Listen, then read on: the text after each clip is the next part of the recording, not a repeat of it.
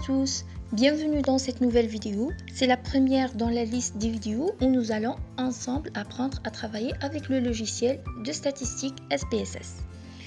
Je vous ai choisi pour aujourd'hui une vidéo sur comment constituer une base de données SPSS.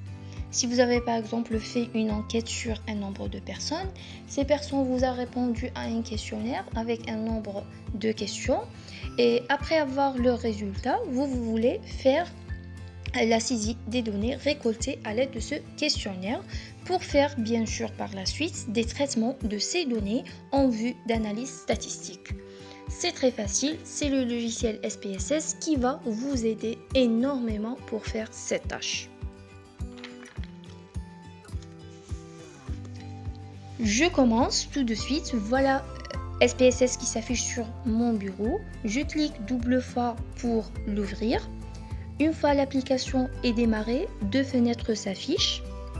La première en premier plan, c'est une fenêtre qui nous propose soit d'ouvrir un fichier déjà existant, si vous avez par exemple déjà enregistré vos données sur un fichier Excel et vous voulez l'ouvrir par SPSS. Sinon, il nous propose aussi d'ouvrir un nouveau fichier pour faire la saisie des données récoltées à l'aide des questionnaires. Dans ce cas, je clique sur saisir des données.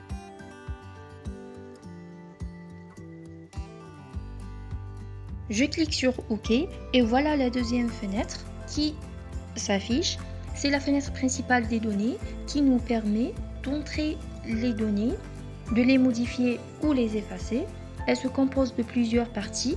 La première partie, ce sont des boutons de commande qui nous permettront de faire les analyses statistiques, ce qu'on va apprendre ensemble plus tard. Et la deuxième partie, c'est la fenêtre principale de SPSS pour l'entrée et le traitement des données. Nous sommes ici sur la fenêtre affichage des données, c'est-à-dire la fenêtre des données. Et si vous cliquez sur l'affichage des variables, vous vous trouverez alors sur la fenêtre de résumé des variables. C'est très simple, pour faire la saisie de vos données, il faut dans un premier temps définir le nom des variables que l'on utilise dans l'affichage des variables.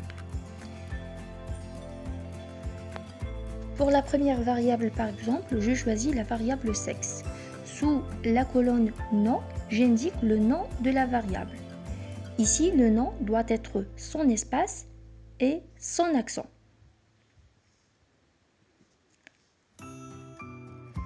Pour le type, il s'agit d'indiquer quelle est la nature de la variable pour laquelle le type est défini.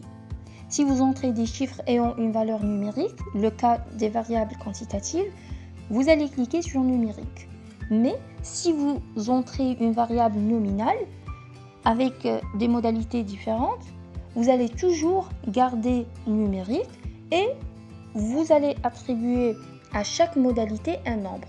L'exemple par exemple du sexe, nous allons attribuer le nombre 1 pour femme et 2 pour homme, pour faciliter bien sûr la tâche de la saisie. Vous définissez également le nombre de caractères que vous pouvez inscrire pour les variables nominales dans la colonne largeur et le nombre de décimales pour les variables quantitatives dans la colonne décimale. Pour la largeur, elle correspond à l'étendue de la case.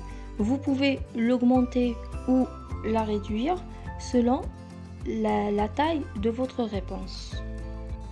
Pour l'étiquette, elle correspond à une description de la variable, c'est-à-dire un aide-mémoire qui peut être utile pour inscrire des informations supplémentaires sur la variable. Car dans la colonne nom, on ne peut pas mettre un espace.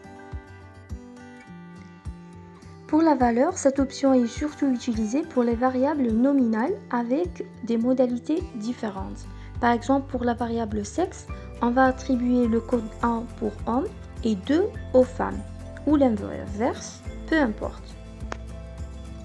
Manquant pour indiquer une non-réponse ou une valeur manquante.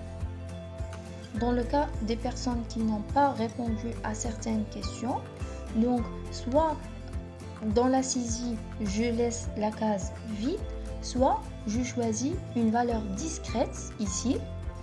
par exemple la valeur -1 pour dire qu'il n'y a pas une réponse dans cette case. Et je clique sur OK.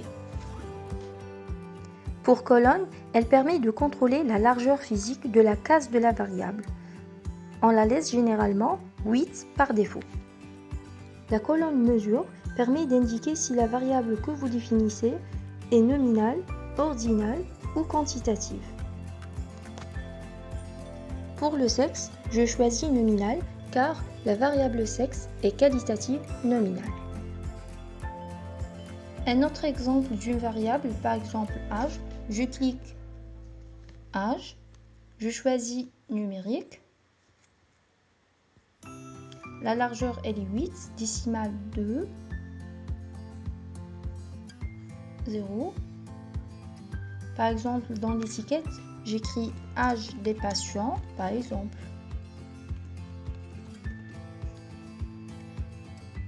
Aucune valeur. Manquante, je choisis une valeur manquante discrète -1. Colonne, droite, inconnue. La mesure, c'est ordinal, c'est échelle, pardon. Car âge est une variable quantitative. Et voilà, après avoir terminé la définition de vos variables, dans la fenêtre affichage des données, les deux variables que nous avons entrées s'affichent en haut. Et chaque ligne représente un participant. Par exemple, le premier participant est une femme, son âge est 26 ans. Le deuxième participant, c'est toujours une femme, son âge est de 28 ans. Le troisième participant, c'est un homme, son âge est 60 ans. Le quatrième participant, c'est toujours un homme avec un âge de 50 ans, et ainsi de suite, jusqu'à terminer la saisie de vos données. En résumé, dans la fenêtre affichage des données, une ligne, un participant et une colonne représente une variable. Par contre, dans la fenêtre affichage des variables, chaque ligne représente une variable et chaque colonne représente les caractéristiques de cette variable. Pour enregistrer vos données, vous cliquez sur Fichier, Enregistrer sous. Vous nommez tout d'abord votre document, par exemple SPSS1, et vous allez choisir aussi où vous allez enregistrer votre document. Vous cliquez par la suite sur Enregistrer.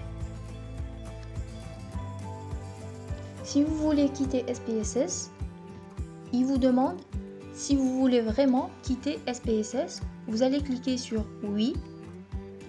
Il vous demande si vous voulez enregistrer vos données. Bien sûr, vous allez dire oui. Et voilà vos données enregistrées dans un document sur votre bureau.